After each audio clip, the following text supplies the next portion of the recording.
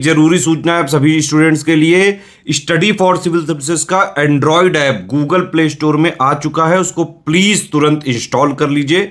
और अगर आप स्टडी फॉर सिविल सर्विसेज के सिर्फ ऐप से कोई भी कोर्स, कोई भी पीडीएफ परचेस करते हैं तो उसमें अप्लाई कूपन, अगर आप ज्ञान सर जो है आप उसमें अप्लाई करते हैं, ये कूपन कोड है, तो उसमें 20% फीस तुरंत माफ हो जाएगी। मतलब 20% डिस्काउंट तुरंत उसमें लग जाएगा।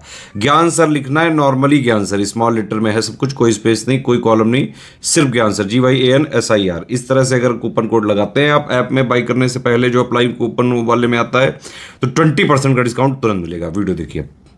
नमस्कार दोस्तों, यूपीपीसीएस प्री 2024 और आरओ री एग्जाम 2023 के 2 दिवसीय परीक्षा के संबंध में जो विरोध चल रहा है, आज पूरा भारत उसको देख रहा है। तो उस विरोध के परिणाम स्वरूप यूपीपीसीएस आयोग ने अपनी प्रतिक्रिया जारी की है और उसने एक नोटिस दिया जिसमें कुछ बिंदुओं के बारे में बताया। तो चलिए देखते हैं यूपीपीसीएस आयोग ने क्या कहा है। सबसे पहला ये उसने बताया कि उत्तर प्रदेश लोक सेवा आयोग की परीक्षाओं की शुचिता एवं छात्रों के भविष्य को संरक्षित करने के उद्देश्य से परीक्षाएं केवल उन केंद्रों पर कराई जा रही हैं जहां किसी प्रकार की कोई गड़बड़ियां की संभावना नहीं है। अब देखिए, उत्तर प्रदेश के 75 जिलों में ना सिर्फ 41 जिले ऐसे हैं जहां पर परीक्षा कराया जा रहा है। इसका मतलब जो बचे और 34 जिले हैं वहां पर अगर आप परीक्षा कराएंगे तो गड़बड़ी होने की संभावना है। मतलब आप 34 जिला जो है उसमें आपका कोई नियंत्रण नहीं। तो भाई ये तो कोई तार्किक बात नहीं है। दूसरा दिया, पूर्व में दूर दराज के परीक्षा केंद्रों पर कई प्रकार की गड़बड़ियां संज्ञान में आई हैं जिससे योग्य छात्रों के भविष्य की अनिश्चितता बन जाती है। इसे खत्म करने के लिए एवं संपूर्ण परीक्षा मेरिट के आधार पर संपन्न करने के लिए इन केंद्रों को हटाया गया। मतलब जहां पर गड़बड़ी है उन केंद्रों को हटा दिया गया, आप उसमें सुधार कर सकते हैं। ये भी कोई तार्किक बात नहीं है। सरकार एवं आयोग की मंशा छात्र हितों को संरक्षित करना एवं मेरिट के आधार पर चयन सुनिश्चित करना है। ये ठीक है, मतलब मेरिट के आधार पर सुनिश्चित करना है तो फिर आप एक दिन में परीक्षा लेकर भी मेरिट बना सकते हैं।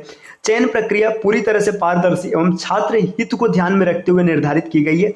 देश के अन्य प्रतिष्ठित आयोगों तथा संस्थानों द्वारा भी इस प्रक्रिया का पालन किया जाता है। देखिए, एसएससी में इसका पालन किया जाता है। एसएससी में मैथ्स और रीजनिंग जैसे प्रश्न आते हैं जहां पे कठिनाई का स्तर अलग अलग हो जाता है। क्योंकि अगर कैलकुलेशन की बात करें, जैसे एक सामान्य सी बात है, अगर गुणा करने के लिए दिया जाए, एक विद्यार्थी को लिखा गया है कि आप 7 में 5 का गुणा करिए। देखिए, ये गुणा है तो ये गुणा बहुत ही आसान सा गुणा है, कोई भी इसे बड़े आराम से कर लेगा, है ना। वहीं पर दूसरे विद्यार्थी को एक गुणा दे दिया गया कि आप 77 में 55 का गुणा कराइए, तो इसका लेवल अलग हो जाएगा। तो यहाँ पे आप नॉर्मलाइजेशन की प्रक्रिया लगा सकते हैं, लेकिन इसमें तो नहीं समझ में आ रहा है ना। अब आगे बढ़ते तो यहाँ पे कुछ पॉइंट और आयोग ने कहा है। देखिए क्या कहा है आयोग ने, परीक्षा की शुचिता सुनिश्चित करने की महत्ता के दृष्टिगत अभ्यर्थियों के आग्रह पर ही 2 पालियों में परीक्षा आयोजन का निर्णय लिया। अब भाई ऐसा कोई भी अभ्यर्थी आयोग दिखा दे जिसने ये आग्रह किया है कि परीक्षा 2 पाली में लिया जाए, ये तो सरासर गलत बात है। अभ्यर्थियों को परीक्षा देने हेतु तो दूर न जाना पड़े, इसकी व्यवस्था सुनिश्चित की गई है। अब ये क्रम समझ में नहीं आता है। आपने बोला कि देखिए पूरे उत्तर प्रदेश के 75 जिलों में सिर्फ 41 जिले ऐसे हैं जहां पे परीक्षा लिया जा रहा है, 34 जिलों में परीक्षा नहीं लिया जा रहा है। तो इन 34 जिलों को विद्यार्थियों को दूसरे जिलों में जाना पड़ेगा। तो ये तो कोई बात ही नहीं कि आप नहीं चाहते कि विद्यार्थी दूर न जाए। आगे कतिपय अराजक तथ्यों, अवैध कोचिंग संस्थानों, नकल माफिया द्वारा प्रतियोगी छात्रों को मिथ्या भ्रामक जानकारी देकर बरगलाने का प्रयास किया जा रहा है। छात्रों को ऐसी सूचनाओं से सावधान रहना चाहिए। ये भी पूरी तरीके से गलत है क्योंकि छात्र आज समझदार हो चुका है ना।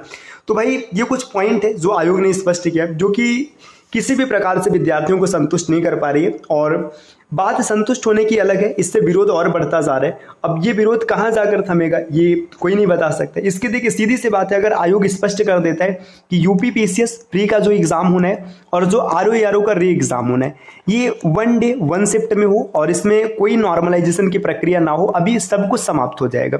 लेकिन आयोग पता नहीं क्यों ये नहीं कर रहा है। आज पूरा भारत इस विरोध को सुन रहा है, लेकिन आयोग की कानों तक की बात ही नहीं पहुंच रही है। तो आप डटे रहिए, लगातार अपनी बात को स्पष्टता से रखते रहिए और साथ ही साथ पढ़ाई भी करते रहिएगा साथियों। आपकी पढ़ाई नहीं छूटनी चाहिए, क्योंकि अगर पढ़ाई कमजोर होगी तो फिर बाद में समस्या उत्पन्न होगी। इसलिए लगातार प्रोटेस्ट भी करते रहिए और अपनी पढ़ाई को भी जारी रखिए। मिलते हैं आपसे नेक्स्ट वीडियो में, तब तक के लिए नमस्कार।